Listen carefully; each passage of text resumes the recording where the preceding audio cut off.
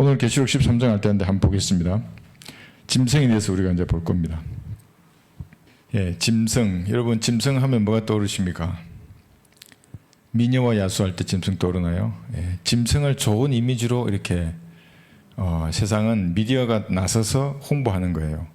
미녀와 야수와 사랑에 빠진다. 이렇게 짐승과 사랑과의 이런 그 관계는 성경에서 계속 나와요. 이때가 되면 아주 극에 달할 거예요. 그것도 성소수자라고 우리가 비난하면 아마 그때는 다 체포될 거예요. 예, 그렇게 되는데 이 짐승이 실제 등장할 거예요. 언제 등장하냐면 이 해놨잖아요.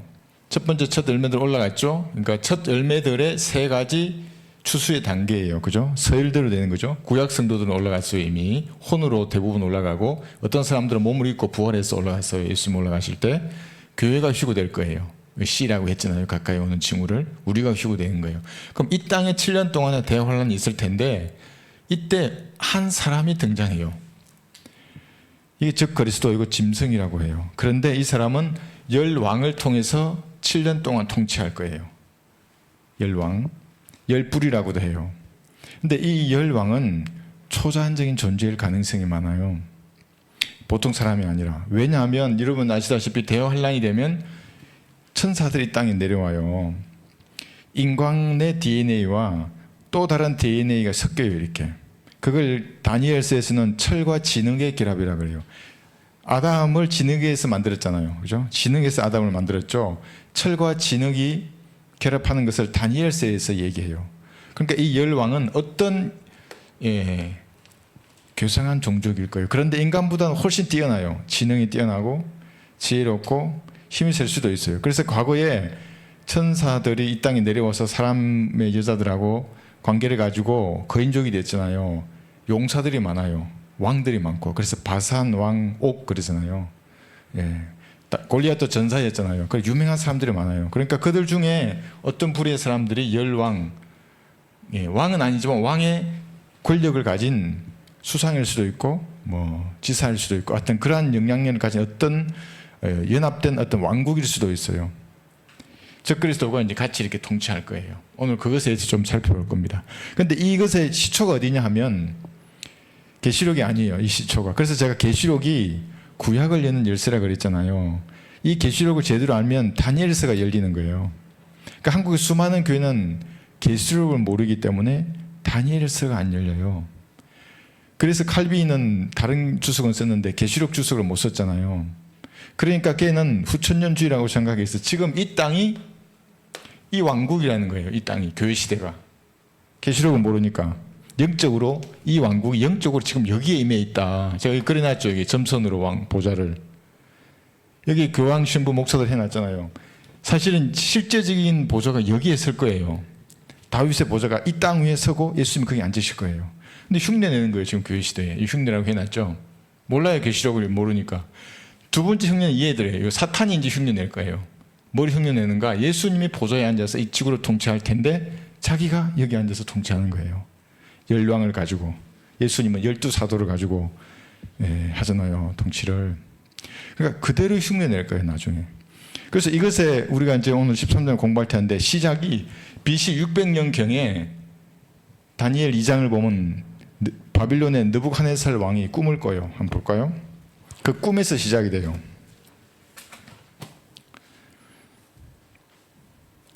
그러니까 이제 교회 시대는 다릅니다. 우리는 꿈을 신뢰하지 않아요. 이 성경이 완성되기 전에는 꿈이나 환상으로 하나님이 많이 말씀하세요. 그래서 이제 성경이 완성된 다음에는 말씀을 통해서 그 사람을 하나님께서 보여주시고 인도하시죠. 이 다니엘 2장 32절부터 보시면 다니엘 2장 얘기 해놨죠. 32절에서 35절, 45절 보시면 이 계시록과 연관되는 부분이 여기서 시작이 돼요. 이 보시면 사실은 지금 상황이 이래요. 느부갓네살 왕이 꿈을 꿨어요. 망머리는 정금이고 은으로 만든 가슴, 팔 가지고 노수로 만든 다리, 뭐 철, 발가락은 철과 진흙으로 이렇게 기록된 어떤 사람이 있는 거예요. 그런데 손으로 다듬지 않은 돌이 와서 이 형상을 산산히 부셔버려요. 이런 꿈을 꿨어요. 그런데 아침에 일어났어요. 꿈이 생각이 안 나요. 꿈이 생각이 안 나요. 그런데 이제 신하들을 불러 모으는 거예요. 뭐 용하다는 사람을 다 모았어요. 자, 이렇게 내 꿈을 얘기하고 해석을 하라 그래야 될 거 아니에요. 근데 얘기 안 해요. 야, 내가 꿈을 꿨는데 무슨 꿈을 꿨는지 맞추어서 해석해 이러는 거예요. 말하지 않으면 너희는 전부 태비더미가 될 거야 이렇게 했어요. 그러니까 신하들이 말하죠. 아니 그런 법이 어디 있습니까? 말은 해주셔야 해석을 하죠. 그러니까 왕이 그럼 네가 가짜야. 진짜면 알아야지 그거를 내가 무슨 꿈을 꿨고. 그러니까 생각이 안 나는 거예요 꿈이. 아무도 안 돼 그런데 다니엘이 얘기해줘요. 야, 다니엘이 말해줘. 그러니까 하나님께서 그런 해석은 하나님 하시는 거예요. 말씀의 해석도 마찬가지고. 그 꿈에 32절 이렇게 말하는 겁니다. 자, 꿈을 왕이 보신 그 꿈의 내용입니다. 그 형상의 머리는 정금이요, 그의 가슴과 양팔은 은이요, 그의 배와 넓적다리는 노시요, 그의 다리는 철이요, 그의 발의 일부는 철이며 일부는 진흙이었나이다.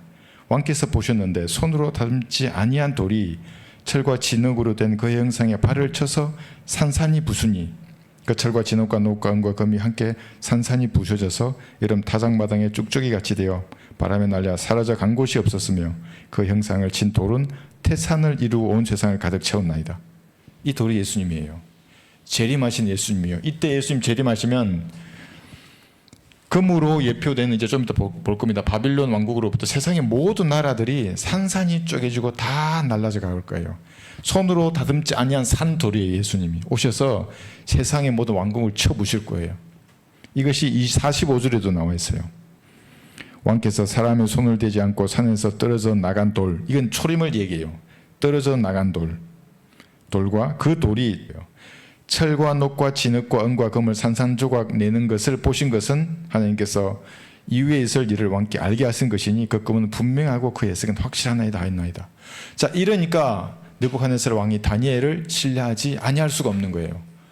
아니 내가 꾼 꿈이 생각이 가물가물하는데 뭔가 꾸긴 꾸는데 뭐 금이 있고 뭐 사람이 형상, 그런데 구체적으로 다니엘이 설명하는 거예요. 그러니까 왕이 다니엘을 이제 신뢰하게 되는 겁니다.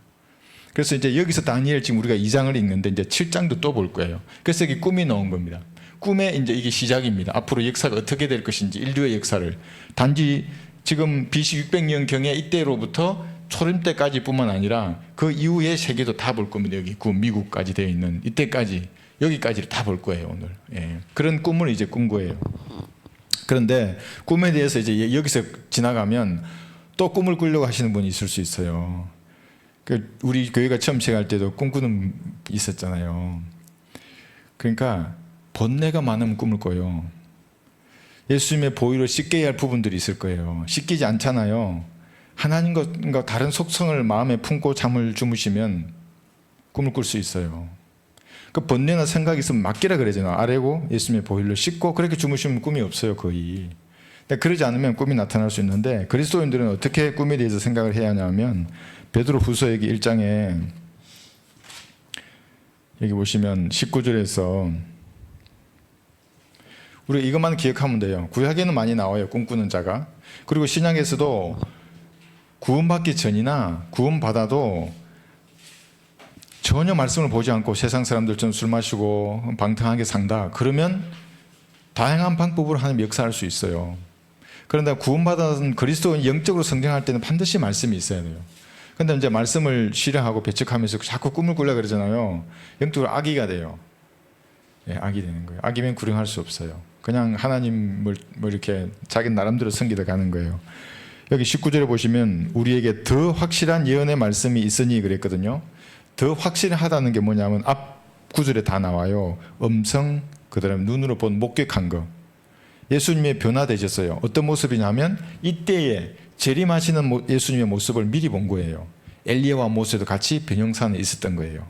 베드로가 그걸 봤어요. 여기 예수님도 계시고 엘리야도 있고, 여기 모세도 있고, 대화하고 말을 한 거 제가 귀로도 듣고 눈으로 본 거예요.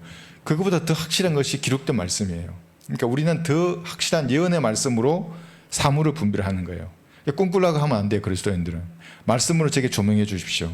그러면 저도 처음에는 꿈을 꿨어요. 제일 처음에는. 그래서 뭐 아무것도 모를 때는 각 구원받고, 그 연사주의 교회니까 뭐 꿈꾸고 방언하고 그런 교회니까 뭐 꿈에다 군인을 두려고 하는 거예요. 그럼 말씀은 멀어지는 거예요. 그러니까 꿈을 꾸면 꿀수록 말씀하고는 멀어져요. 그러니까 말씀을 탁 갖다 대면 건의를 안 두려고 해요. 그런 사람일수록. 그래서 이제 우리도 이따가 그분 결국 나가셨는데 그래서 꿈에 대해서는 그렇게 하시면 좋고, 그 다음에 여기 19절 계속 읽어보면 날이 새어 샛별이 너희 마음에 떠오르기까지 너희가 어두운 곳에서 빛나는 빛에 주의하듯 이 예언의 말씀에 주의하는 것이 잘하는 것이니라. 말씀에 주의하는 거예요. 항상 그래서 말씀이 뭐라고 하시는가? 시대별로 나누어서 올바로 나누어서 공부해서 나에게 주는 교훈을 얻어야 되는 거예요. 말씀으로 힘을 공급받는 거예요. 그래서 그리스도인들은 말씀을 근처에 있어야 돼요. 그러니까 심심해서 할 일이 없다. 말씀을 보는 거예요. 여기서. 그럼 하나님이 생각을 바로 세워주고 내게 필요한 말씀을 주시는 겁니다. 그런데 지금 이 문맥에서 또 한 가지 우리 잊지 말아야 될 것이 샛별이라는 단어예요. 여기 써놨어요. 제가 좀 이해를 돕기 위해서. 여기 샛별이잖아요. The Day Star라고 했어요. 성령께서 내 안에 계실 때 별인데 샛별로 예수님을 묘사한 거예요. 샛별.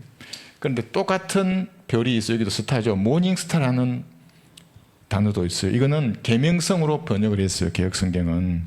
계명성은 예수님이 천년왕국을 통치할 때는 모닝스타라 그래요. 데이스타라고 하지 않고. 그러면 모닝스타는 예수님의 이름이잖아요. 계명성이라는 말이. 그러니까 예수님을 천년왕국에서 통치하실 때는 모닝스타라 그래요. 이거는 교회 시대에 우리 안에 계시는 예수님으로 말할 때는 샛별이라 그래요. 그러니까 샛별이 너희 마음 비출 때까지. 그런데 이사야 14장 12절을 보세요. 한번 보세요.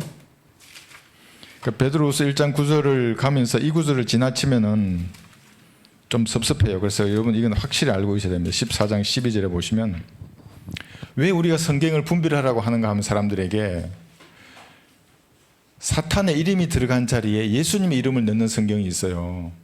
그건 하나님의 책이 아닙니다. 그건.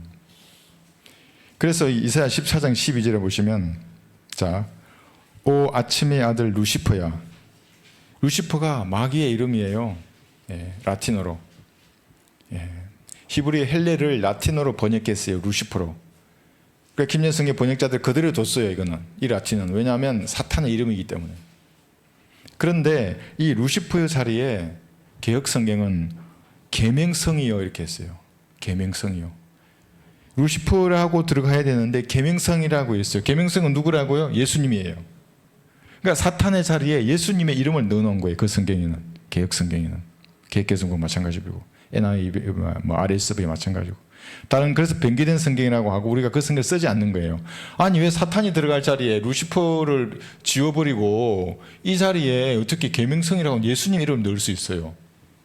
그죠? 예. 그래서 우리가 꿈 해석 관련돼서 베드로후서 1장 9절 그러면 이사야 14장 12절과 자동으로 연결해서 변개된 성경이다. 그건 사탄이 들어갈 그 이름에 어떻게 감히 예수님을 그 존귀하신 이름을 거기다 넣을 수 있느냐. 난 그런 책은 보지 않는다. 이렇게 이제 거부하는 겁니다. 예. 그렇게 이제 하시면 좋고. 자, 이제 꿈 얘기 한번 볼게요. 여기 다시 다니엘 2장 얘기 아까 읽었죠. 우리가 32절. 다니엘 7장에 가시면 이렇게 또 꿈이 여기서 끝나지 않습니다. 이제 계시록까지 가야 되니까 여기 7장 4절에 가시면 여기 있어요. 다니엘 7장 4절, 5절, 6절에 사자곰 표범이 나와요. 다니엘 7장 제가 4절만 읽을게요. 첫째는 사자 같고 그러죠. 그 다음에 마지막 5절 보면 둘째는 곰과 같고 6절에는 표범과 같은데 이렇게 나와요. 그 다음에 7절에는 넷째 짐승을 보았는데 두렵고 무서움의 힘이 세고 철로된 큰 이빨을 가졌더라. 7절에 무서운 짐승이 나와요. 그러니까 짐승이 지금 사자, 곰, 표범, 무서움 짐승 이렇게 짐승들이 등장하는 거예요. 근데 다니엘 7장의 짐승이 여기서 끝나지 않아요. 여기 지금 사자, 곰, 표범이 보세요. 나중에 이제 계시록 13장의 짐승 배울 때에 또 사자, 곰, 표범이 또 나와요. 여기도 바벨론, 페르시아, 그리스, 로마잖아요. 계시록 12장에 다니엘서 7장에도 바빌론, 페르시아, 그리스, 로마가 또 등장하는 거예요. 4절에서는 사자가 나왔어요. 여기 첫째는 사자 같고 그랬어요. 금으로 만든 머리예요. 이게 바빌론이라고 하는 나라를 의미하는 거예요. 금으로 만든 머리가 있었거든요. 그 이제 느부갓네살이 꾼 꿈에. 그 다음에 가슴과 팔이 있었어요. 아까 가슴과 팔. 그거는 이 바빌론이 멸망하면 메데 페르시아가 주권을 잡는 거예요. 그러니까 통치 국가가 되는 거죠. 그 다음에 메데 페르시아가 멸망하면 그리스가라고 한 이 나라가 세계 역사계 지금 같은 미국 같은 그런 패권을 장악하는 거예요. 그리스가 멸망하면 이게 배와 넓적 다리 부분이었고, 지금 이제 느부갓네살의 꿈에 대해서 지금 말하는 겁니다. 그리스가 멸망한 그 다음에 잡는 게 로마였어요. 로마. 이 로마까지가, 여기까지가 뭐냐면 느부갓네살의 꿈을 꾼 금머리로 된 여기 바빌론으로부터 예수님의 초림 때까지의 역사예요. 이 역사를 BC 606년이잖아요. 그럼 초림은 약 650년 전에 다니엘 2장에 기록된 것이 그대로 세계 역사에서 이루어졌어요. 근데 여기서 끝난 게 아니에요. 여기서 끝나면 재미없죠, 우리에게는. 우리의 그 다음에 뭐냐는 거예요. 그 다음에는 무서운 짐승이 등장해요. 무서운 짐승. 이 무서운 짐승이 우리가 오늘 배우는 적그리스도예요. 적그리스도는 한 사람이고, 여기 보죠, 한 사람, 왕국이며 왕이기도 해요. 이게 무슨 말이냐면 한번 찾아볼게요. 계시록 17장 8절 보시면, 계시록 17의 8절 보시면, 지금 우리는 이 짐승을 왕국에 국한시키지도면 안 돼요. 왕국이기도 하고 한 사람을 뜻하기도 하고, 왕을 뜻하기도 해요. 내가 본 그 짐승은 전에 있었다가 그러죠. 지금은 없고, 그러니까 요한이 있는 그때는 없어요. 근데 그 전에 있었어요. 이게 유다 이스카리옷이에요.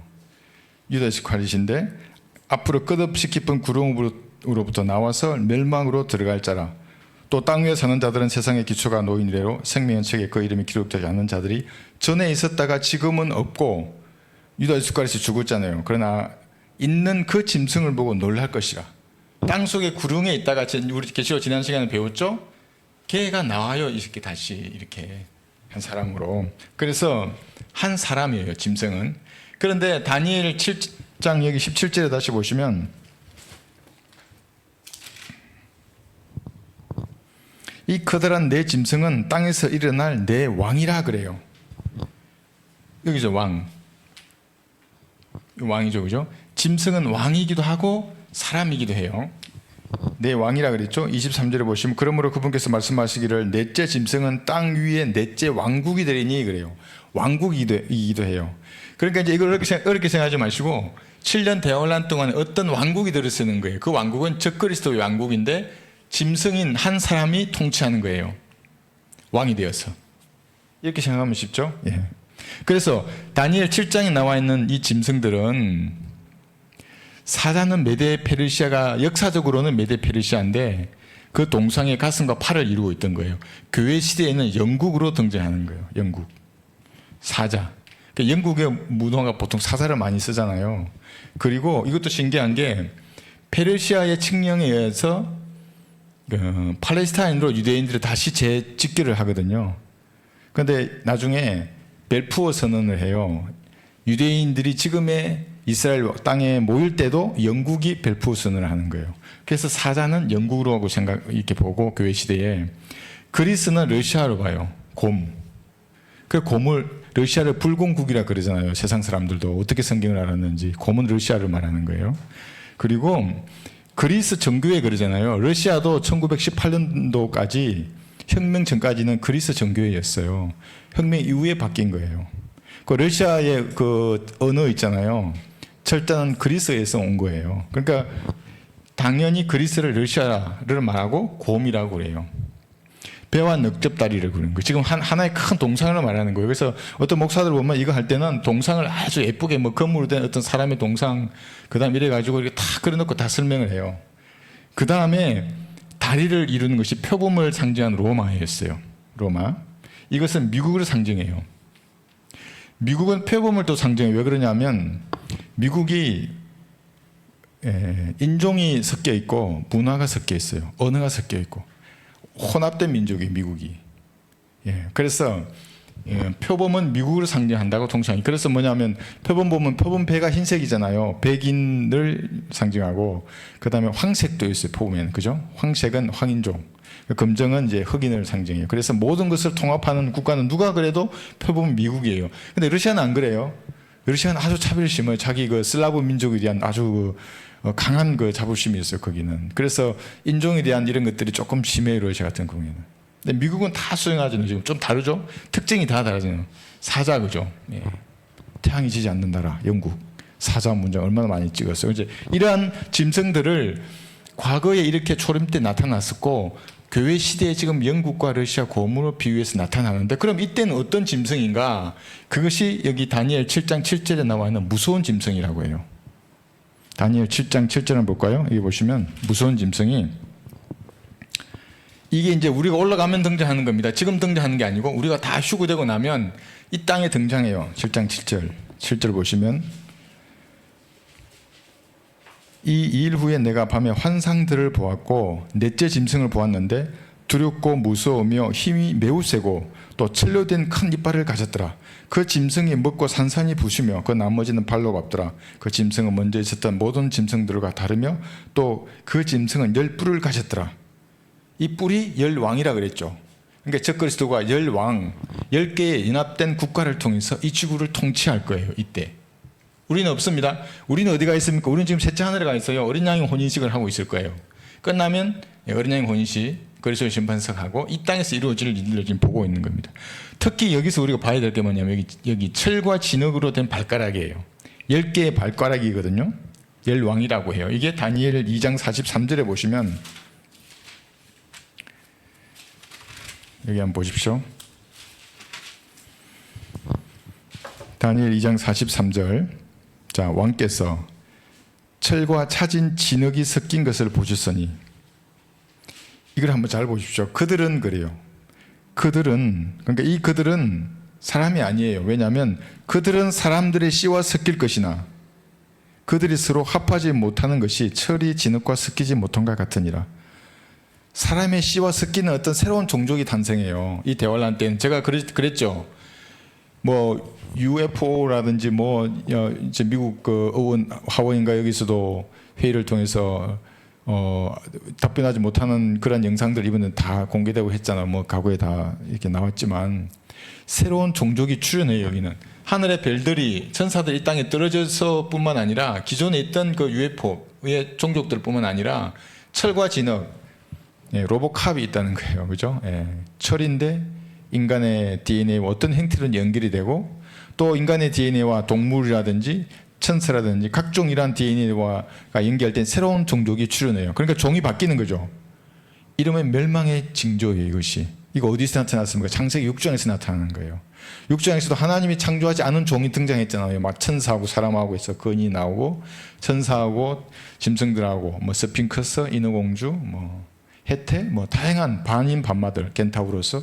이러면 하나님께서 가만두지 않으세요. 물로 썰어버렸잖아요. 여기서 그렇게 될 거예요. 여기도. 다니엘 1장 43절에서 이 10왕이 그래서 그렇게 될 가능성이 농후해요.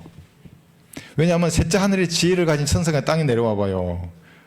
인간이 상대가 되겠습니까? 창세기 6장에서도 그랬고.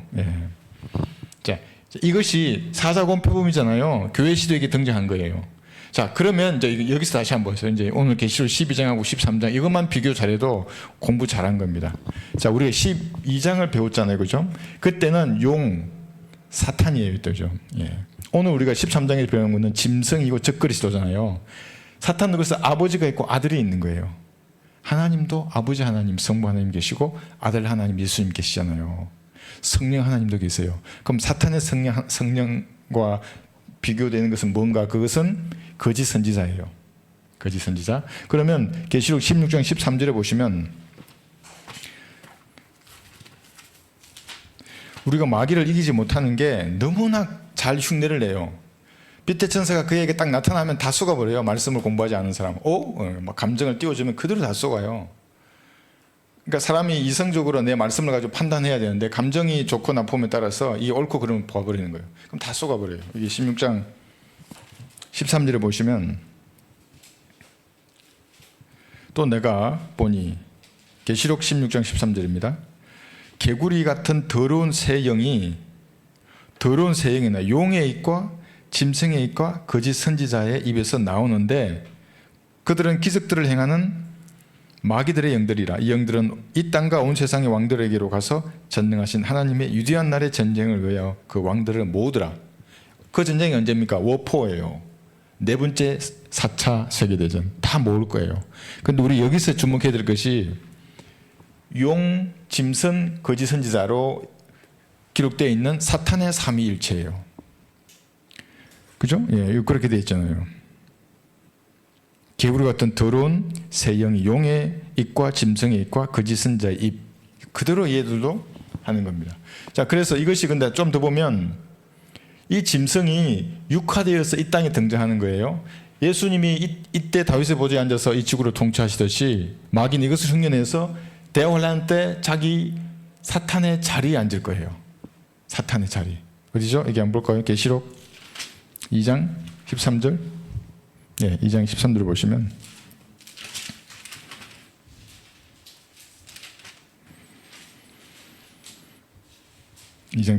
내가 너의 행위와 내가 거하는 곳을 아노니 거하는 곳이 있어요. 계시록 2장 13절입니다. 곧 그곳은 그래요. 정확히 장수고 있어요. 사탄의 자리가 있는 곳이라. 내가 나의 이름을 굳게 붙들어서 심리하는 나의 신실한 순교자 안티파가 너희 가운데 곧 사탄이 거하는 곳에서 죽음을 당하던 그날에도 나의 믿음을 분하지 아니하였도다. 이렇게 말해줘. 이것이 사탄의 삼위일체를 말하는데 이 사탄이 거하는 곳이 어디냐면 여러분이 알고 있는 그곳입니다. 환란성전. 예, 환란성전에 앉아서 사탄이 데살로니후서 2장이죠. 예, 한번 볼게요. 데살로니후서 2장 4절 보시면 그는 대적하는 자며 또 하나님이라고 불리는 모든 것과 숭배받는 대상 위에 자신을 높여 하나님의 성전에 앉아 하나님처럼 보여 자신을 하나님이라고 하나니라. 이것이 사탄이 거하는 곳, 여기죠. 환란성전에 앉아서 자기의 숭배를 받는 겁니다. 흉내내는 거죠. 이것을 지금 이제 가짜 목사들, 가짜 교황, 가짜 신부들이 여기서 이렇게 흉내내듯이 여기도 흉내낼 거예요. 그래서 짐승은 육화된 사탄인 겁니다. 적그리스도. 이렇게 된 거예요. 구약에도 사탄의 삼일체가 예표로 해서 등장해요. 민수기 22장 41절. 민수기 22장 41절. 이 보시면 22장 41절. 아침에 발락이 발라함을 데리고, 자, 발락이 나와요. 이게 적그리스도를 예표하는 거예요. 발락이. 그러니까 발라함을 데리고 와요. 이 거짓 선지자예요. 적그리스도 나오고 거짓 선지자 나오죠. 그 다음에 사탄이 있어야 되잖아요. 이게 발의 산당에 올라가요. 그러니까 발락, 발람, 발 이렇게 해서 여기도 구약에도 세 개가 하나인 마귀의 존재를 볼 수가 있어요. 발람으로 가서 거기서 백성이 맨 끝을 보게 하더라. 이렇게 해서 짐승은 그래서 용, 짐승, 거짓 선지자 중에서 육화된 사탄이에요. 이게 계시록 13장이고 12장이죠. 이건 서로 다른 겁니다. 이렇게 해놨잖아요. 어떻게 다른가? 여기는 7머리였잖아요. 우리가 12장에서 배울 때. 근데 여기는 10뿔이에요. 그래서 여기 7개는 똑같아요. 여기는 같고 나머지 3뿔만 다른 거예요. 이렇게 볼 겁니다. 한번. 하늘에서 내려왔죠. 여기 사탄은 12장에서 우리가 배웠습니다. 하늘에서 내려왔고 얘의 이름을 적그리스도가 아니라 붉은 용 그래요.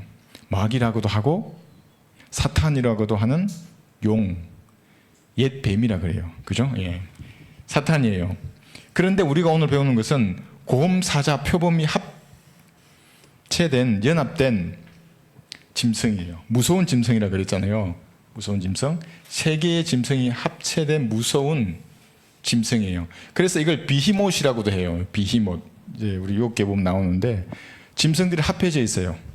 그런데 하나예요. 이게 신비입니다. 그러니까 우리가 뭘 어떻게 할 수는 없어요. 여러 가지 형태로 그림 그릴 수 있는데. 그런데 이것이 하늘에서 내려오는데 12장은, 13장은 바다라고 하는 지중해에서 등장하는 거예요. 물론 이 자는 우리가 알다시피 구름에서 올라오는 겁니다. 유다 이스카리옷입니다. 예수님을 판 그 자의 영이에요. 여기 있습니다. 같은 것도 있어요. 여기 7머리와 10뿔은 똑같아요. 그러니까 대부분의 사람들은 12장이나 13장이나 짐승이 똑같이 7무리와 10뿔이 있는데 같은 존재지 왜 다른가 이렇게 말해요. 근데 그렇지 않아요. 그래서 여기서 르커 목사님은 주석을 하시다가 자신의 간증을 여기 집어넣어요. 한 3장 이상을 집어넣어요. 그게 뭐냐면 그 간증이 우리가 어떤 사람이 성경을 가르치잖아요. 물론 좋아요 그게. 그런데 성경 자체가 무엇이라고 말하는가가 더 중요한 거예요. 어떤 사람이 막 가르쳐요. 뭐 얼마나 많아요. 유튜브에 보면 뭐 목사라고 쳐봐요. 아마 아주 많아요. 그래서 제가 영상도 얼마나 그들은 영상도 좋고 뭐 하여튼 좋아요. 뭐 그럴듯하게 이것도 말해요. 막 PPT 집어넣으면서 그렇게 다 얘기하는데 중요한 것은 문맥에서 말하는 성경 단어의 뜻을 말하지 않아요. 저도 이제 몇 분 들어보잖아요. 계시록 강의 저기 조영기 목사의 계시록 강의를 한 3분 들었어요. 아주 핸드폰 부수는 줄 알았어요. 내가 말이 안 되는 말을 하는 거 말이 안 돼. 그 문맥 그 뜻이 아닌데 자기는 그걸 막 하면서 그 폼도 잘 잡아 이렇게 하나님처럼 이렇게 확 써가지고 막 아멘하고 난리예요. 그래서 르커 목사님 뭐라고 말하냐면 사람이 성경을 가르치는 그 내용을 중요한 게 아니고 성경 자체를 읽어서 그 문맥에서 말하는 말씀 그게 중요하다는 거예요. 그러니까 르커 목사님이 이제 어느 그 가서 이제 말씀을 전하시고 60대 초반에 어떤 사람하고 이제 성경 가지고 토론을 하게 됐대요. 이분은 모든 이단 교리를 다 수용한 거예요. 이분은 모든 이단 교리를. 그러니까 뭐 여호와의 정인, 안식교, 그 다음에 침례바다의 구원을 받는다, 혼이 수면한다. 그러니까 죽으면 혼이 잠자고 있다가 나중에 이때 혼이 다 깨어난다. 뭐 이런 거.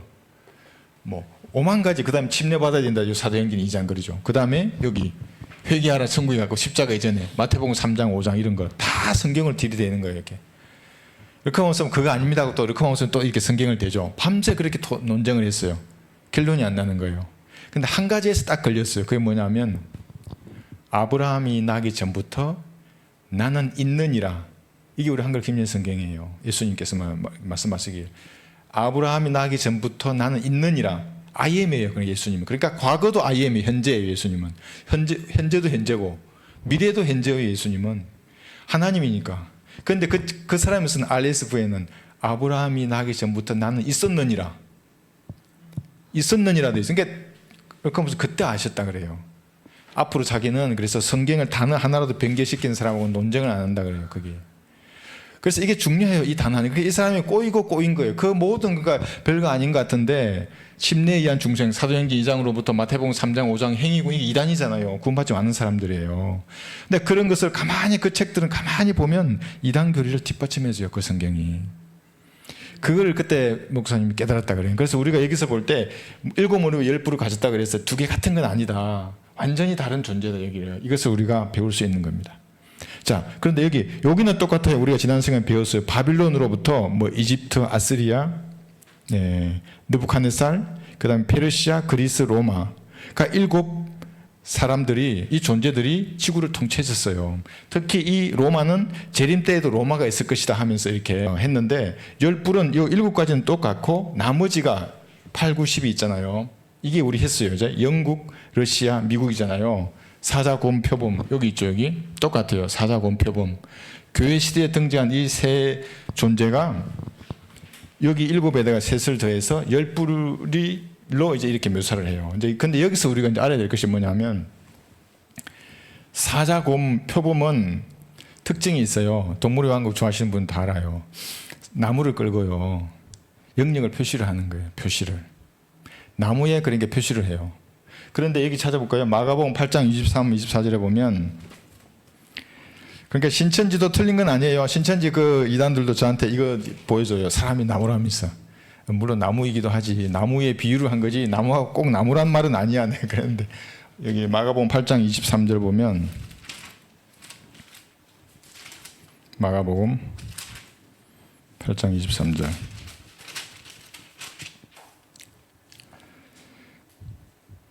이에 주께서 그 소경의 손을 붙잡고 그 고을에서 데리고 나와 그의 두 눈에 침을 바르시고 그에게 안수하시며 무엇이 보이느냐고 물으시니 그가 쳐다보며 말씀드리기를 사람들이 나무 같고 걸어가는 것이 보이나이다 라고 하더라. 그러니까 나무처럼 보였다는 거예요. 사람이. 그죠? 걸어가는 사람들이. 그래서 이 짐승들이 합쳐졌다 그랬잖아요. 이 왕국의 이 왕. 이 왕국은 무서운 짐승이 합쳐진 표시를 해요. 사람들에게 어떤 표시를 하는가? 자기 표시를 하는 거예요. 그게 짐승의 표예요. 표범의 점. 그러니까 우리가 적글서의 표 그러자 짐승의 표가 무엇인가? 표범과 같은 검은 점을 표시할 거예요. 나무 같은 사람들에게 여기에. 그러니까 지금 백신은 적글서 표는 아니에요. 그건 주사일 뿐이잖아요. 아니에요. 그러니까 이제 이 사람들이 이 주사를 맞는 것에 익숙해지잖아요. 그러면 표를 받는 것에서 더 익숙해져요. 나중에는. 지금 그냥 맞잖아요. 그냥 뭐 4차까지 맞고 뭐 죽을 때까지 맞을 거야. 그 사람들. 근데 나중에 검은 표 하나로 모든 게 해결된다 그러면 아마 다 맞지 않겠어요. 그게. 야, 더 안 맞아도 이게 완전 연구 그거야. 다 맞지 그냥. 그러니까 그렇게 되기 위한 이 짐승이 이 특징으로 봤을 때 사람에게 자신의 표를 하는데 그것은 검정색 점일 것이다. 이렇게 다 예측을 해요. 검정색 점. 그래서 블랙 이즈 뷰티풀이라고 하는 거예요. 시리아계 유대인이라 그러잖아요. 이 이자가 함족 출신일 거예요. 검은 피가 그 안에 들어있어요. 거기에. 그래서 보시면 계시록 13장 여기 16절 보시면 다시 한번 볼까요? 계시록 13장 16절에 보시면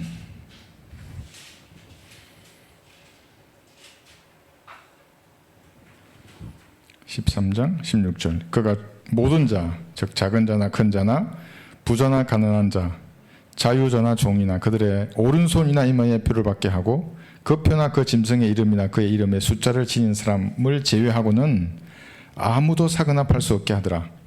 지혜가 여기 있으니 지각이 있는 자는 그 짐승의 숫자를 헤아려 보라. 그것은 한 사람의 숫자이니 그의 숫자는 666이니라. 사거나 팔지 못해요. 더 이상. 그러니까 한 사람의 수. 그 다음에 짐승의 여기 표라 그랬잖아요. 이마에 오른손이나 이마에. 어떤 사람 그러니까 백신에 너무 꽂힌 사람이 있어요. 그래서 오른손이란 말의 의미가 온몸이라는 말, 온몸을 뜻한대요. 이마도 볼일 수도 있고 얼굴 전체를 그게 아니라고. 성경의 단어가 얼마나 중요한지 그 사람 모르는 거예요. 그러니까 오른손이 왼손일 수도 연결되니까 아니 그게 아니라고. 그러니까 성경은 몰라도 너무 모르는 거예요. 그러니까 그 사람들이 이제 이 백신이 666표이기 때문에 백신 안 맞으면 구원을 받는다는 것으로 알아요. 아니에요. 백신 안 맞아도 지옥에 가요. 이거 안 믿으면 갈보리의 피를 믿지 않으면. 몰라요. 그 사람은. 그러니까 맨날 백신 얘기만 하는 거예요. 하다 보면. 백신 맞으면 죽는 줄 알고. 아니 백신 맞으면 그러니까 내가 예수님 구주로 영접했잖아요. 그래도 백신 맞으면 내 몸만 죽잖아요. 혼은 죽지 않아요. 그런데 예수님 안 믿고 백신 안 맞았다. 어떻게 됐어요? 예수님도 안 믿는데 오래 살려고 백신 안 맞아서 죽으면 지옥에 하는 거예요. 그래서 그는 표범의 검은 점입니다. 자신의 표를 오른손 이마에 다 넣게 하는 겁니다. 여기다 한번 볼까요? 이제 그가 이런 짓을 왜 하냐 하면 여기 다니엘 7장 24절에 보시면 흉내 낸다 그랬잖아요. 여기 7장 24절에 보시면 24절 25절 보시면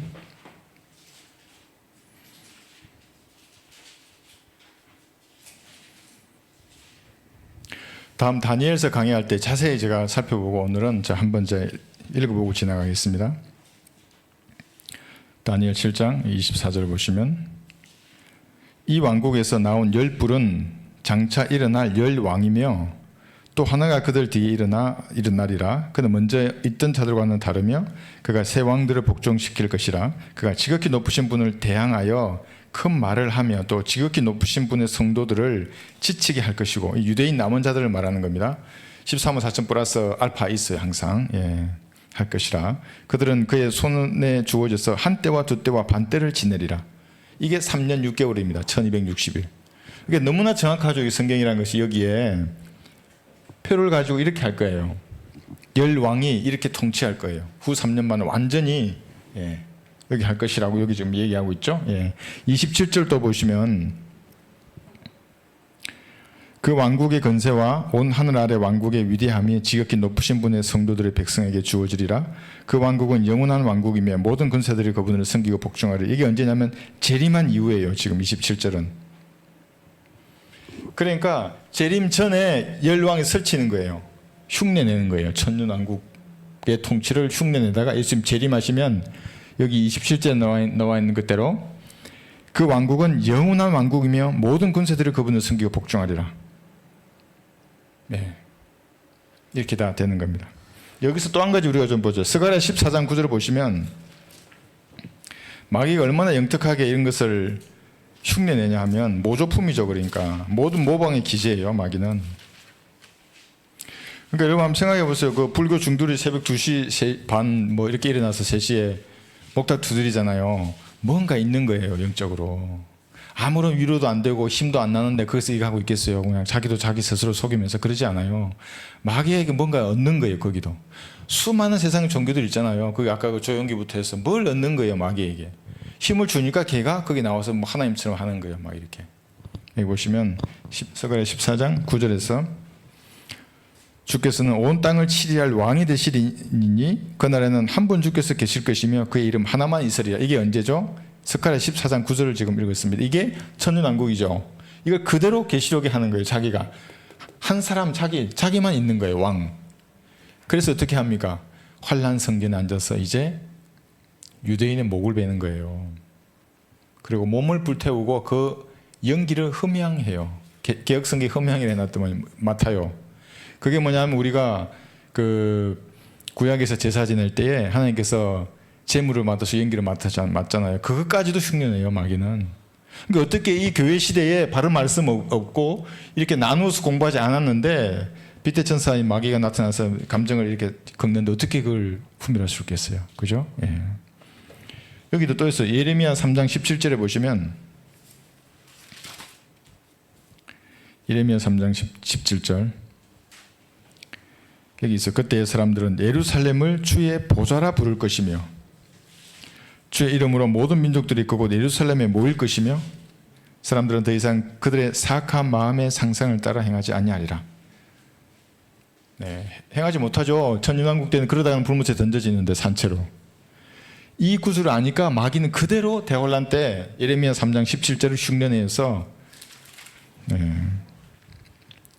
예루살렘을 주의 보좌라 했잖아요. 실제 예루살렘 지성소에 자기가 앉는 거예요. 그게 주의 보좌라고 사람들이 칭송할 거예요. 와, 하나님이 재림하셔서 다윗의 보좌에 앉으셨다. 그곳이 예루살렘 지성소에 있다. 앉아있다. 이렇게 되는 거예요. 그대로 흉내내는 거예요. 근데 사실 우리가 휴고된 것도 그 사람 잊었을 거예요. 아마 이쯤 되면. 왜냐하면 얘가 너무나 사람들에게 평화로 달콤한 말로 다 쏘고났기 때문에. 평화. 팍스잖아요. 팍스 X로 끝나잖아요. 라틴어로 그러니까 검다란 말이 하면 스틱스라 그러는데 그것도 X로 끝나요. 그러니까 마귀도 평화로 죽이나 평화가 팍스 X로 끝나고 그 다음에 뭐 저주도 뭐 X로 끝나고 렉스 그러니까 왕 흰말 탄 자 왕이라 하잖아요. 그것도 X로 끝나는 거예요. 그래서 나중에 이제 짐승이 표현한 책을 보시면 미스터 X가 나와요. X로 끝나는 말은 다 안 좋은 말들이에요. 이 보시면 이제 그러니까 이제 그 정도 마시면 되고 그래서 이것을 그대로 흉내내는 겁니다. 여기 대환란 때. 그러니까 마귀 입장에서는 아는 거죠. 자기 때가 얼마 남지 않았다는 걸 알고 내려오잖아요. 그러니까 더더욱 흉내내려고 여기서 하나님을 흉내내서 경배받으라는 거예요. 후 3년 반은 정말 사탄이 완전히 장악했죠. 1260일 동안은 그렇게 할 것입니다. 그게 이 구절이고요. 그 다음에 캐톨릭 한번 볼게요. 캐톨릭. 여기 아까 표범의 검은 점 짐승이 표로 받는다 그랬잖아요. 그렇게 되면 어떻게 되냐면 여기 한 왕이 왕국을 만드는데 한 사람인데 종교가 뭐냐면 로마 가톨릭이에요. 로마 가톨릭이 다시 지구를 장악하는 거예요. 지구를 장악하고 통치하게 되는 거예요. 홀릭이 빠졌다는 거잖아요. 캣이 고양이잖아요. 검은 고양이에 빠진 거예요. 검은. 아까 검은색이라 그랬잖아요. 그래서 교황을 선출할 때 무슨 색 연기를 피웁니까? 그 콘클라브라 그래가지고 추기행들의 비밀 모임이 있어요. 그래 교황이 죽고 나면 새로운 교황을 투표로 뽑잖아요. 그러니까 뭐 어떤 분은 뭐 4번, 10번 이렇게 투표할 수도 있어요. 탁 뽑았다 그러면 검은색 연기를 띄워요. 이렇게 피워요. 그러니까 검은 점이라 그랬잖아요. 검은 연기. 관련있어 이게. 사제가 검정 옷을 입잖아요. 신부들이. 검정색 점화에 관계가 있다면 검은 연기. 검은 말, 기근이죠. 등화관제. 군대에 제가 처음 갔을 때 군대에 이 커튼의 색깔이 전부 검정색이에요. 왜 그런지 아세요? 등화관제 하는 거예요. 빛을 차단하는 거예요. 빛이 없어요. 이때는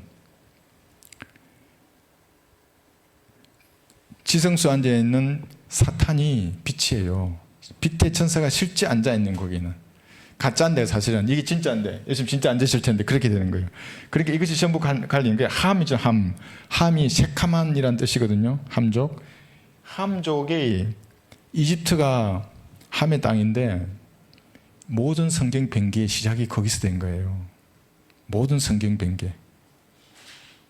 그게 우리가 이제 교회사를 배우면서 나왔던 유세비우스로부터 해서 오르겐으로부터 해서 수많은 성경 변개의 근원지이고 그러한 그 반성경적인 지식이 태동했던 그 근본 지역이 이집트 땅이에요. 이집트를 세상에 비유하잖아요. 용광로에 비유하는 거예요. 용광로. 우린 용광로에 있는 거예요. 그리스도인들은. 그래서 그리스도인들이 모여서 진심으로 하나님 앞에 기도할 때는 눈물이 있는 거예요. 거기서는. 그 눈물의 골짜기라고 그러고 그리스도인들이 살아가는 이 땅을. 자, 이제 이렇게 되어 있죠. 그 다음에 이 캐톨릭이 뭐냐면 이제 이때는 캐톨릭이 다 장한 거예요. 이제 승리한 거예요. 자기가. 사탄도 고백을 하는 거예요. 그래서 얼마나 많은지 벌써 얘들 고백하는 거예요. 책으로서도 한 권이나 돼요. 무슨 이렇게 고백이 많고 사탄의 그리스도에게 기름 부음을 받는다 그랬지. 용이에게 능력을 주는 거예요. 보내는 거예요. 그 다음에 사탄의 교회, 사탄의 성도, 사탄의 전통들이 있어요. 이때 극대화되겠지만 지금도 남아 있어요. 세례가 어디 성경에 나와 있어? 세례가 영어나 헬라어나 어디에 그게 세례가 있어요? 다 물에 잠기는 거지. 카톨릭의 누룩이에요. 세례는. 그리스도인은 세례 받는 건 수치예요. 그거는 세례는 없어요. 그 다음에 주기도문, 사도신경 하지 않아요. 그리스도인들은 전부 로마 카톨릭의 누룩들이에요. 그게. 그러니까 아기 들고 목사한테 세례 받으라고 줄 서 있는 사람들은 어디서 그것이 시작됐는지 모르는 사람들이에요. 그러니까 하나님 그게 무죄한다 그래서 그 죄를 용서하지 않아요. 그게 행위 구원들 여기서 시작되는 거거든요. 로마 카톨릭에서. 로마 카톨릭은 지금도 그래요. 여기 서봐야 구원을 받는지 안 받는지 안다고 공식적인 교리가 그래요. 이전에 누구라도 구원 받았다고 확신하면 그 사람은 추중의 죄를 짓는 죄인이에요. 파문당해요. 난 구원 받았다 그러면 로마 카톨릭에서. 이런 것들이 이제 여기서는 실제적으로 모든 지구인들이 이 우주적인 이런 교회가 아니에요. 고양이에게 빠진 사람들이에요. 그것도 검은 고양이. 그래 옛날에 검은 고양이 내려라는 그런 노래 유행가 있잖아요. 다 뭔가 숨어 있는 거예요. 세상에서 유행하는 영화 가사 뒤에는 뭔가 어둠의 세력들이 다 조작해요. 거기에는. 사탄은 자신의 아들을 표범에다 비유하잖아요. 점이에요. 점.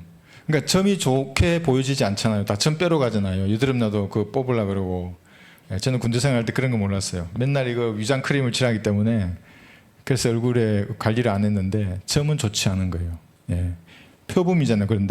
그런데 우리 하나님은 자기 아들을 어떤 짐승에 비유했어요? 어린 양이에요. 하얀색 순결하잖아요. 이것만 봐도 벌써 알지. 이게 어느 게 어떻게 사탄이지. 이게 점 지저분하고 점 많은 거. 그런데 하나님은 출애굽기 여기 12장 5절을 보시면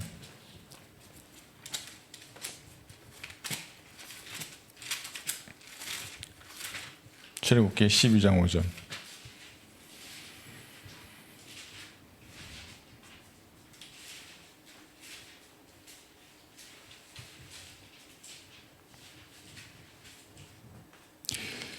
점이나 주름진 것이나 흠 이렇게 얘기하거든요. 출애굽기 12장 5절에 보시면 너희의 어린 양은 흠 없는 1년 된 수컷이어야 하며 너희는 그것을 양들이나 염소들에게서 골라내어서 이렇게 말해요. 흠이 없어요. 그래서 흠도 없고 점도 없는 그리스도의 보배로운 피로 되었느니라 그래요. 흠도 없고 점도 없어요. 예수님은. 그 피로 여러분들이 구원받은 거예요. 그런데 마귀는 점이 있어요. 벌써. 그리고 자기 그 표식 점을 이 대환란 때에는 온 인류에게 하려고 그럴 거예요. 근데 하지 않으면 다 잡아 죽여요. 그것도 참수형. 목을 베는 거예요. 아마 이동식 단두대가 돌아다닐지도 몰라요. 왜냐하면 그건 바이러스거든요. 아까 말했잖아요. 이 표만 받으면 자동으로 바이러스도 병균도 이기게 해준다는데 안 받으려고 그러니까 병원군이잖아요. 그 사람을. 합법적으로 죽이고 또 죽일 거예요. 그 사람. 자, 에베소서 5장 27절 한번 볼까요? 에베소서 5장 27절. 자기 앞에 영광스러운 교회로 나타내서 점이나 주름진 것이나 또한 그러한 것이 없이 거룩하고 흠없게 하려 하십니다. 여기 점이나 주름진 것이 없어야 돼요. 거룩하고 흠 없어야 합니다. 교회 시대에 그렇게 할 수 있는 유일한 방법은 그리스도인에 한해서 말하는 겁니다. 자기 자신을 심판하는 거예요. 이건 몇 번 계속 강조해도 지나치지 않아요. 말씀의 물로 내 눈과 귀를 씻어내고 내 양심에 거리끼는 죄들을 주님 앞에 자백하고 하나님의 영으로 저를 충만케 해주십시오. 이렇게 강구하는 그 힘으로 그리스도는 살아야 되는 거예요. 특별히 여러분들이 구령하잖아요. 이제 그러면 여러분들은 사탄에게 선전포고를 한 거예요. 구령하지 않으면 괜찮아요. 마귀는 신경도 안 써요. 그런 인간들은 자기하고 상관이 없어요. 자기 왕국이 건전한데, 튼튼한데, 자기 왕국에 아무 해를 끼치지 않는데 구원받았다가 하더라도 마귀하고는 상관없어요. 그런데 한 명의 혼이라도 이겨오잖아요. 10명을 이겨오고 지난주에 우리가 267명 이겨왔어요. 그럼 우리 교회를 마귀에 가만두려고 하겠어요? 왕국을 뿌리째 흔드는데 마귀가 매일 대책 회의를 할 거예요. 그래서 여러분들은 내 스스로 점이나 주름진 것이 없도록 자기 자신을 심판해야 되는 거 예수님의 피로 씻어내고 매일 정결해야 하는 겁니다. 그래야만이 마귀에 건드릴 수가 없어요. 그렇게 하는 것이 하나님께 복종하는 거예요. 그래 복종하면 이제 마귀를 대적할 수 있는 거예요. 보병 전투하는 그 그리스의 군사처럼 전장을 호령할 수 있어요. 그렇지 않으면 맨날 아이고 힘없어, 아이고 어떡해, 아이고 어떡하나 무서워 죽겠네. 뭐가 무서운 거예요, 사람들이. 그 한 번만 여러분이 두려워하는 게 뭔지 생각해 보시고 그것만 넘으면 돼요. 제일 두려워하는 게 뭡니까, 여러분들이? 빈털터리가 되는 겁니까? 하나님 먹여주세요, 그거. 그 단순한 믿음이 없으면 하나님과 관계에서 뭔가 개선할 것이 없어요. 저도 처음에 군대를 전역해서 그럴 거 아니에요. 다양한 생각들이 있죠. 성경만 펴면 드레베카 바라봐라. 참새가 어떻게 날아다니냐. 아이고 그냥 들만 보면 드레베카 바라봐라. 새만 보면 참새를 어떻게 먹이시나.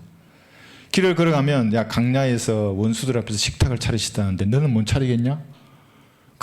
이게 피할 수가 없는 거예요. 그런 믿음 또 한번 생각해 보세요. 내가 두려워하는 게 뭔가 어떤 인간인가? 예, 뭐 부모고 남편이고 아내고 딸입니까? 예, 사람을 두려워하지 않는 거예요. 그러니까 하나님을 두려워하고 사랑하면 그 사람한테 더 잘해요, 진짜. 내가 해야 할 부분을 다 할 수 있어요. 그런데 하나님 멀어지면 인간 육신으로 사람을 대하잖아요. 그럼 나도 결례하게 되고 실수하게 돼요. 짜증나게 되고.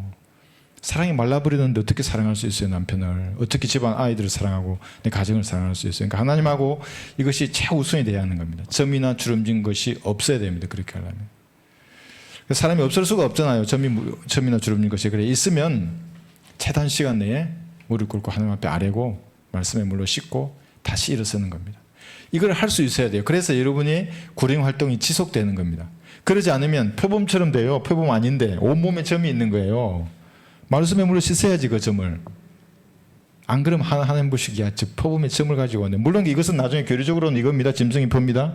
그런데 이 땅을 교회 시대로 살아가는 그리스도인들이 두 번째 심판, 내 스스로 하는 이 심판이 체질화되어 있어야 합니다. 양심 뭔가 찔림이 탁 오면 겸손하게 죄송합니다. 지금 제가 잘못했습니다. 사람에게 결례했을 때도 마찬가지예요. 그리스도인들은 꽁에 있으면 안 돼요. 죄송합니다. 얘기하고 제가 깜빡했습니다. 죄송합니다. 다시 시작하는 거예요. 이렇게. 그러니까 교회에서 오면 형제 자매들 간에 서로 결례하지 않으려고 노력하고 내가 결례하면 죄송합니다 하고 먼저 말하는 거예요. 그게 하나님의 성경적 원칙이에요. 그게. 근데 나는 항상 이렇게 해서 아까 조연기처럼 되는 겁니다. 이렇게 막 죄송합니다 그러고 다시 시작하고 이렇게 교회 시행을 하는 겁니다. 그래서 우리는 표범하고 어린 양의 차이를 정확하게 알아야 하는 겁니다. 그래서 우리도 이렇게 정결하고 깨끗해야 합니다. 고린도 후서에게 7장 1절을 보시면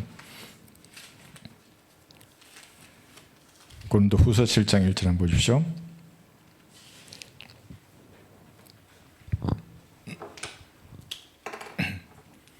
고린도 후서 7장 1절을 보시면 그러므로 참으로 사랑하는 자들아 우리가 이러한 약속들을 가졌으니 이 약속이 뭡니까? 상벌에 관한 명확한 약속들입니다. 언제 상 받습니까? 여러분 여기서 받는 겁니다. 그 다음에 손해를 당하죠. 상 못 받으면. 여기서 유업을 다스려서 영원까지 갈 수 있는데 마땅히 받아야 할 유업들 상을 다 놓치는 거예요. 손해를 당할 수 있어요. 그런데 우리는 그런 약속들을 가졌어요. 하나님을 두려워함으로 거룩함으로 온전히 이루어 육과 영의 모든 더러움에서 우리 자신을 깨끗하게 하자. 구원받은 성도가 이렇게 하는 겁니다. 구원받지도 안 하면서 또 육과 영의 이 더러움에서 깨끗하게 하자라고 열심히 쓰서도 안 씻겨요. 안 씻겨요. 그건 예수님의 피 외에는 안 씻기는 거예요. 예수님 구주를 영접해서 구원받은 사람은 스스로를 심판해서 영과 육의, 육과 영의, 이게 뭡니까? 교리적인 성별을 먼저 하고 그 다음에 육체적인 도덕적인 성별을 같이 해내야 돼요. 이렇게 둘 중 하나만 돼도 부족해요. 제도화된 교회 사람들은 도덕적인 성별을 할 수는 있어요. 이렇게. 그러나 교리적인 성별을 못해요. 말씀이 없기 때문에. 그렇게 방언하는 거예요. 구원받은 사람이 알레깔라 말라살라 이렇게 하고 있는 거예요. 누누이 말씀드리잖아요. 하나님이 언어를 만드셨는데 자기 말로 해야 돼요. 내 지각이 열매를 맺어야 되는 거예요. 그러니까 지는 무엇하는지도 모르고 아무도 모르고 하나님 알겠어요 그게? 하나님 안 돼요. 또 어떤 사람은 모른다고. 네가 모르는데 어떻게 하나님 아냐고. 그래서 교리적으로 먼저 성별하고 바른 말씀으로 교리적으로 성별을 한 다음에 도덕적인 성별 같이 합니다. 동시에 사실은 이래서 영과 육의 모든 더러움으로부터 여러분 스스로를 깨끗하게 하는 겁니다. 그러면 점이나 주름진 것이 이 땅에서도 없어져요. 그럼 하나님 반드시 보호해줘요. 인도해 주시고. 그런데 안 하고 이 구정물을 묻혀서 산다. 그러면 이제 여기서 가서 다 불태워지는 거예요. 여기서 씻으라 그랬는데 안 씻다가 여기서 그냥 아주 구정물이 너무 많이 나올 겁니다. 불로 태워도 안 태워질 거예요. 아마도. 그럼 이제 생각해보세요. 똑같이 앉았는데 어떤 사람은 다 심판받고 황금 탈 게 별로 없으니까 금먼 보석으로 일어나서 주님께 영광을 돌리고 감사합니다 이러는데 자기는 계속 타요. 아주 너무너무 많아. 평생 그냥 여기서 자백하고 부려야 될 걸 안 부르고 이거 안고 가는 거예요. 예수님 앞에. 얼마나 부끄럽겠어요. 제일 부끄러운 사람 제가 말씀드렸죠. 건배하다가 휴구대에서 올라가는 사람. 술잔 들고. 주님께서 저한테 몇 번이나 그렇게 하셨어요. 술잔 들었을 때. 제가 헌신하기 전에. 혼자 생활할 때. 너무 놀랐어요. 저는. 네가 그 잔을 마시겠느냐 이래가지고 마셔야죠. 건배잔인데. 그럼 내가 주는 잔은 마시지 않겠느냐. 근데 너무너무 떨려 이 잔을 들고 있다가 조용히 나서 대대장 건배사 하는데도 그리고 왜 안 마시냐 그래서 난 오렌지 주스를 주십시오 그래서 주스 마셨어요. 그때부터. 그래서 이렇게 점이나 주름진 것을 여러분 깨끗하게 해야 됩니다. 그래야 우리가 어린 양의 피로 구원받은 하나님의 자녀다운 삶을 사는 거예요. 따라오지 못해요. 이거는. 그러니까 율법의 행위로서 어렵게 되고자 하는 사람들, 도덕법 지키려고 하는 사람들의 거룩함하고 성령의 능력으로 거룩함을 쫓아 사는 여러분의 삶을 그들이 따라오지 못하는 거예요. 그렇게 사시기를 바랍니다. 계시록 13장에 나와 있는 짐승 적그리스도의 이 시작은 사실 짐승은 BC 600년에 다니엘 2장의 꿈에서부터 시작을 한 겁니다. 그 꿈에 등장을 합니다. 어떤 게 등장하냐면 금으로 만든 그 동상은 바빌론이다. 이제 느부갓네살이 통치하고 있는 거죠. 왕이 죽으면 메드 페르시아 가슴팔 그 동상에 그리스 배 넓적다리 로마 다리로 하는 이런 나라들이 일어날 것인데 마지막은 무서운 짐승이 등장한다. 그게 언제입니까? 이때를 말하는 겁니다. 이때를. 그 짐승이 부수고 또 부술 것이다. 세상의 왕국들. 그런데 산돌이 진짜 내려와서 온 세상의 나라를 완전히 다 부수고 온 세상을 가득 채우는 겁니다. 천연왕국. 그런데 여기서만 끝난 게 아니라 다시 계시록 13장에서도 13장 2절에 이런 말을 합니다.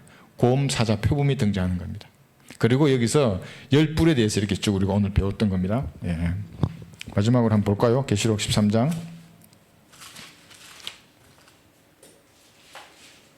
내가 바닷가 모래 위에 서서 보니 이 바닷가가 지중해입니다. 한 짐승이 바다에서 올라오는데 7머리와 10뿔을 가졌더라. 그 뿔들에는 10개의 왕관이 있고 그 머리들에는 하나님을 모독한 이름이 있더라. 10왕이 적그리스도 휘하에서 10개의 연합 왕국이 되어서 이 세상을 통치할 겁니다.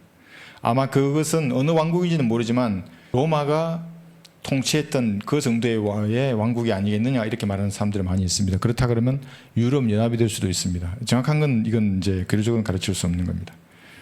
또 내가 본 그 짐승은 표범과 같고 발은 곰의 발 같고 입은 사자의 것 같은데 그럽니다. 2절에 등장하는 여기 표범, 곰, 사자가 다니엘 2장에서부터 이미 나왔던 겁니다. 이것이 이렇게 무서운 짐승까지. 그것이 계시록 13장 2절에서 다시 반복되는 겁니다. 용이 자기의 능력과 자리와 그 큰 권세를 그 짐승에게 주더라. 그래서 사탄의 삼위일체를 본다 그랬죠. 12절에서는 용이었고 이 용이 그 권세를 짐승에게 주는 겁니다. 나중에 보면 우리 또 다른 짐승이 나옵니다. 그게 거짓 선지자가 나올 거거든요. 그래서 오늘 우리는 이 짐승 적그리스도에 대해서 이렇게 공부를 했습니다.